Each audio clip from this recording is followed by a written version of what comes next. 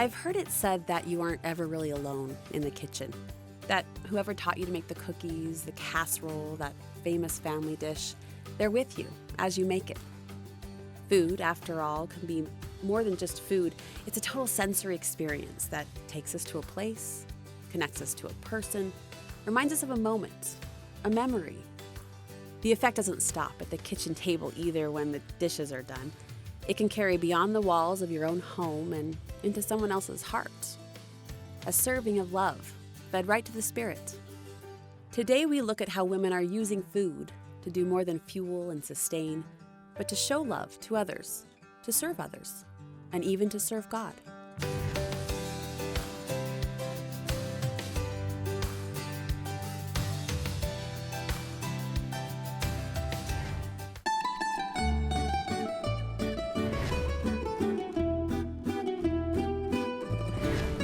Food binds and connects generations.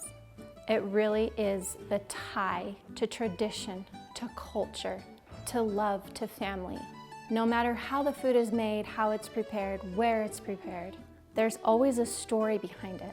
Let's start just at the beginning. Take us back to your childhood. Where did you grow up and what was that like? So I was born in Sardinia.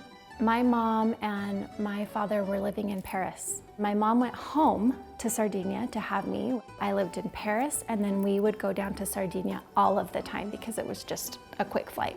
Every summer we lived there. My mom would stay and work for an extended period of time, and I would go live with my cousins and my grandparents on our beach home. Tell me what that extended family dynamic was like. It is what you would see in a movie. That's really how it was. Loud and cousins, and all my cousins there were more like siblings. My mother, after a while, met my dad, who I call my dad now, who raised me, and he's actually Danish, so it's a big multicultural family. And they came to work at the University of Utah in the 90s. It was just gonna be 2 years, and that was a long, long time ago. What was that transition like for you? Back then, it was hard. I remember my first day of school. For months, I just sat there and I listened to the teacher, and I didn't understand anything. I was basically, from what my mom tells me, very quiet for 6 months, and then all of a sudden it was like, there you go, and now you can speak English. So where's home? My heart is in Italy, but my home is here. It's kind of living a life with a foot in each place. Did you have a very sensory-rich childhood? As you look back on the tastes and the sounds and the smells, what comes to your mind? Visually, I see laughter, I see faces, I see friends, I see a lot of community. I smell bread. What was the food culture like? Italian food is slow. We take our time in eating it and enjoying it. The meals are a sacred time. They really are. They are a very, very valuable time with family. Our meals were always together. My grandparents, I've grown up calling them in Italian, it's nonna and nonno.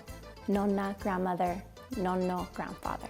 My nonna would wake up in the morning and we would have our little Italian breakfast, and immediately after that it was, okay, so what are we gonna have for lunch? We would go to the beach and the women would get together, especially the older generation, and they would sit in their chairs as they watch all the kids play, and the talk, 90% food, 10% gossip. A funny thing about Italian cooks is they rarely write down their recipes. To get nonna's polpette recipe, it's like, okay, we gotta write these down. She's like, just watch me do it. We'd sit and I would watch her. I'd watch her do the meat, I'd watch her put in the eggs, I'd stir it all together. I'd watch how her hands made them, roll it in a special way. You take a spoon, ever so slightly, with the perfect spoonful. You put it right here in this part of your hand, and this is all secret. So, okay? And then you make the perfect little meatball. And tell me about your mom. She's incredible. Mom, how many times have we done this? Oh, many times, every week or more, twice a week we bake. Very, very hardworking. Always put her family first.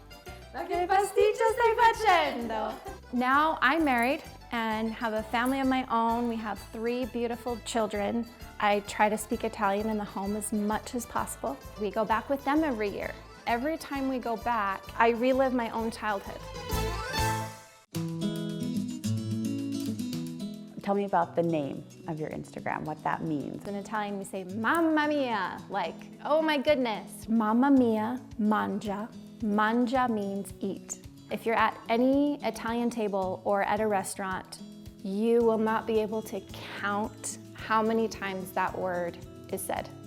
I started my Instagram in June of 2020. It was months into the pandemic, and we realized we weren't going to be able to have our Italian summer. And all I could think about was being around that table with my family. And this allowed me to do that one recipe at a time, just showing my love, spreading my love, and literally wanting to share it with the world. And one recipe at a time, that's what I'm doing. It brings tears to my eyes to know that the recipes that my nonna made, that my mom made, that I make, are being spread to a large community across the nation now. You sign your recipes the same. Yeah. Tell me about that. Made with amore, made with love. That's why I do it. We all work together to produce all of the meals that ultimately bring us all together at that one table. What do you think your Nonna would think about the blog, Instagram, taking her love and her passion and sharing it and spreading it around? My nonno and nonna would be so proud of me. They started their legacy based on love, trust, faith, foundation, and it's carried down through all the generations. You can find a lot of people's story through food. It's very interesting. Food is history. Il cibo è la storia.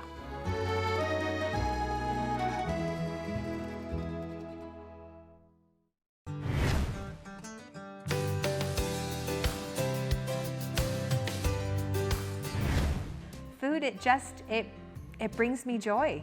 My name's Courtney Rich. I'm married, I've got 2 kids.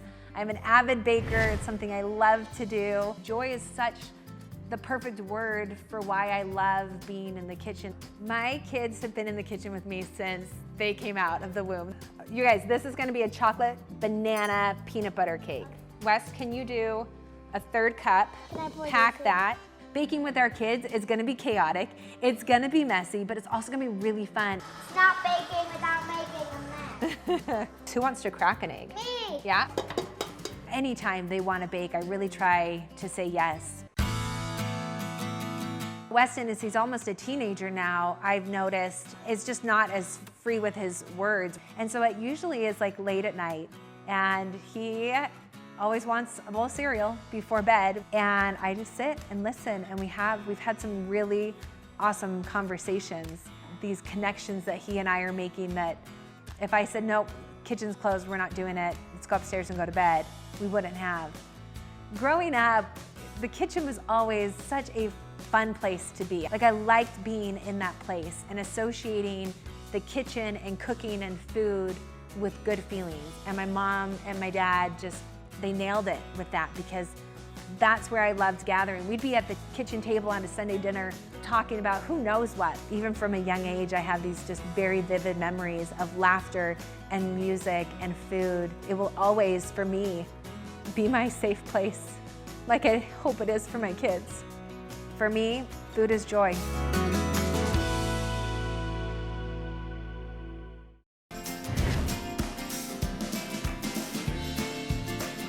I started Bountiful Kitchen 14 years ago. Just started out as a little hobby. It was really fun. It was a fun way to share recipes with friends and family. When your kids were younger, you used food, in fact it was a chocolate chip cookie, to teach lessons of service. Our oldest son was in high school at the time, and he and his friend came up with this idea that they would go and visit people on Sunday evenings and take them a treat. That was how the tried and true chocolate chip cookie recipe came about. we were making cookies every Sunday night. And that turned into a tradition that has lasted for years now, where those cookies have turned into just a family staple, but also something that whenever we hear about someone who's in need, that's usually the first thing that goes out the door. Food is just a universal love language. For me, food is service.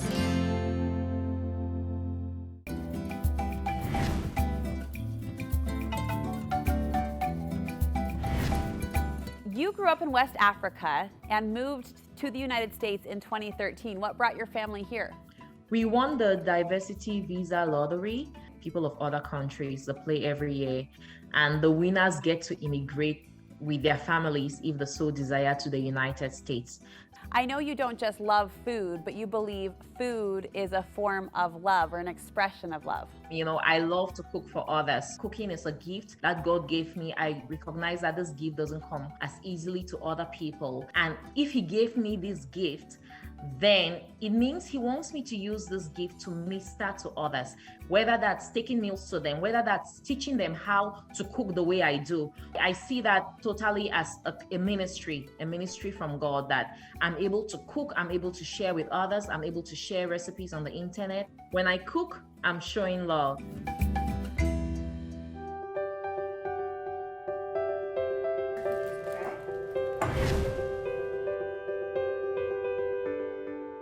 My favorite thing about food, and a thing that's drawn it to me my whole life, has been the ability that food has to connect people. We've all had that experience where you bite into something and you're instantly transported to another time or place or person that you love and care about. You credit your mom for your love and passion for cooking. How did she inspire you toward that?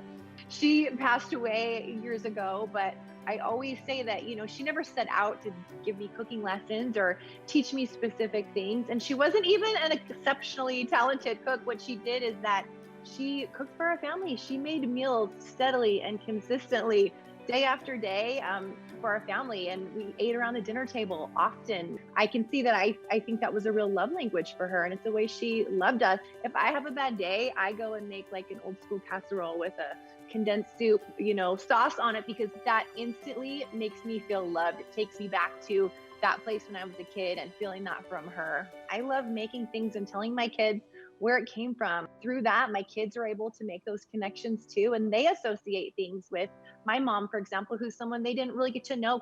And what started as a humble website, Our Best Bites, is now an explosive brand. What is your goal through that website?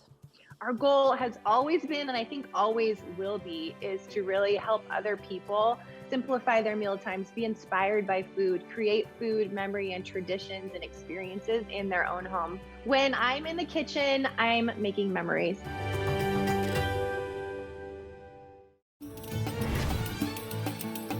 Amina, you have quite an interesting food journey. You were born in Iraq, you moved to Canada at the age of 5, and eventually to London.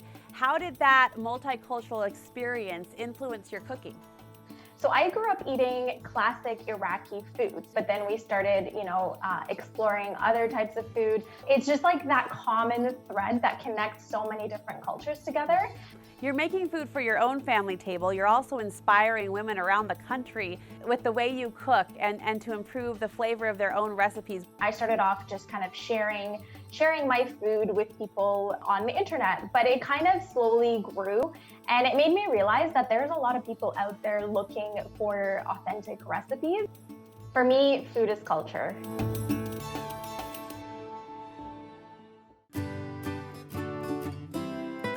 Since we all have to eat, we should really enjoy doing it. My name is Heather Smith. I am a wife, a mother of 4 kids, and I am the 4th generation of the Orson Beebe family. We are a kitchen supply store here in Salt Lake City. Yeah, growing up in our family, we had 6 girls. My focus and being in the kitchen really stems from coming from our mom and our dad. Hey, give me 5, buddy. That was bones.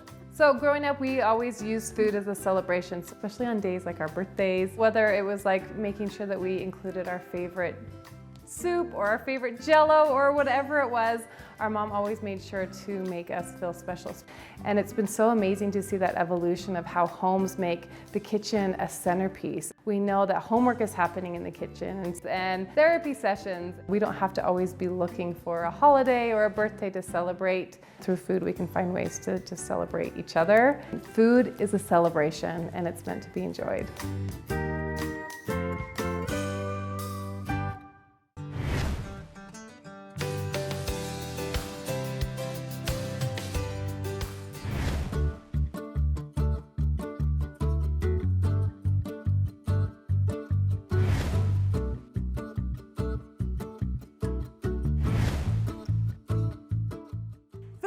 Let's talk about food.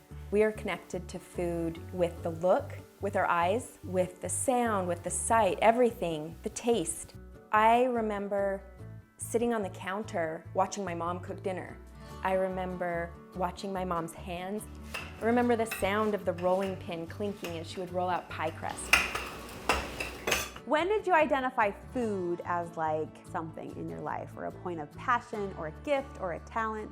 I do remember deciding what to study in school, going to college, and knowing I enjoyed cooking, knowing I enjoyed food and entertaining and making recipes. I just loved all of that. And so that was sort of the point where I thought, I want food in my life in a bigger way.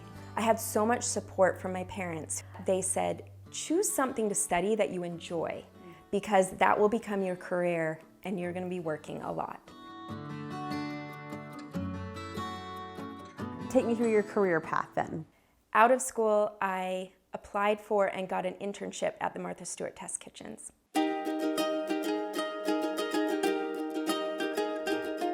So that was my first jump. Martha Stewart. I know. That's quite a first job. This was many years ago.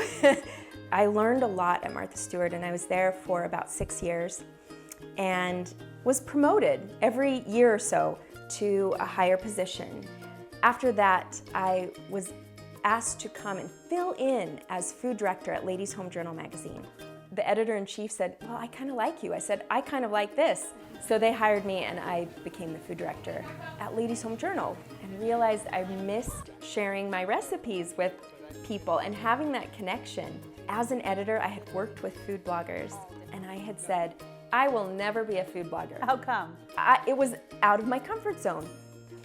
But when publishing was taken from me and I was trying to figure out how do I share recipes with people, it was online. Came up with a name. It was an old nickname a friend had given me, Tara Teaspoon, and it fit. My blog has grown into a business and a place where I can really connect with people.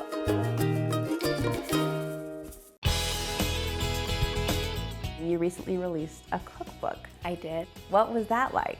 It was so hard. It was unlike anything I've ever done. I think visually when I create new recipes. Sometimes I'll see a picture of food or I'll see something at a restaurant and think, oh, that looks beautiful. I want to make something like that.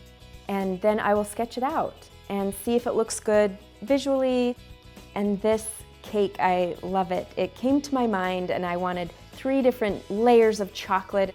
So that's how I start developing. Tell me who you dedicated your book to and why.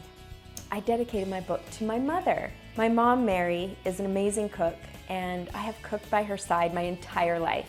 She can make a good pie in her sleep. The perfect crust, the perfect fluting, the beautiful fillings. I always want you to do this part. She has some sort of twist that I can't get. You grew up in Utah, you now live in New York City. How has the location influenced your cooking, or has it? Going to culinary school and moving to New York really opened my eyes to tastes that I didn't know I liked, to globally inspired food. So I love my hometown roots. Those are memories. That's very comforting food. And I love updating those classics with the inspiration that I've gotten living in a big city. Was there any part of food that became not just a comfort, but a connection point for you as you tried to forge this new life in New York City? As I started to meet people, I started to use food as a gathering tool. You know, I would say, hey, I'll make you guys dinner. Come on over. Let's be friends. You talked about your love of vintage cookbooks, and that's a different type of connection, right? That's reaching back and kind of a layered heritage gift that food can bring us. I love vintage cookbooks because they take me to another time. They are my history books. I love learning about history through the culture of food. What were people making in their homes? How did they make it?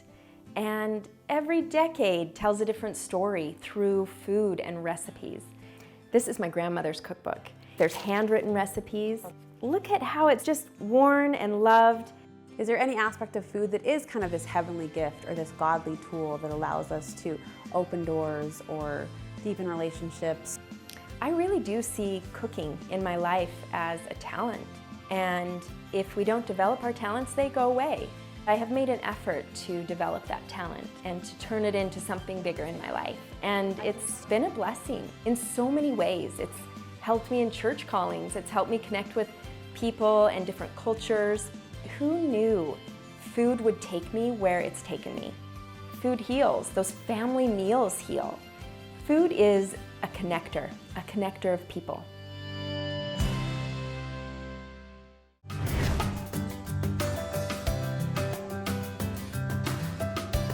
Joy is such the perfect word for why I love being in the kitchen. It has the ability to reach us in a variety of senses and make us feel connected to things that are important to us.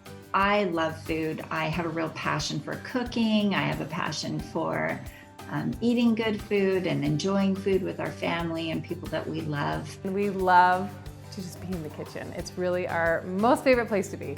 We have a privilege to be able to gather around the table. One way that I can really communicate how I feel to people is by cooking for them. Food has always been a comfort to me, especially, making those certain dishes that are tied to memories of my childhood. It's generational, it's history, it's culture. Like where life happens around the dinner table.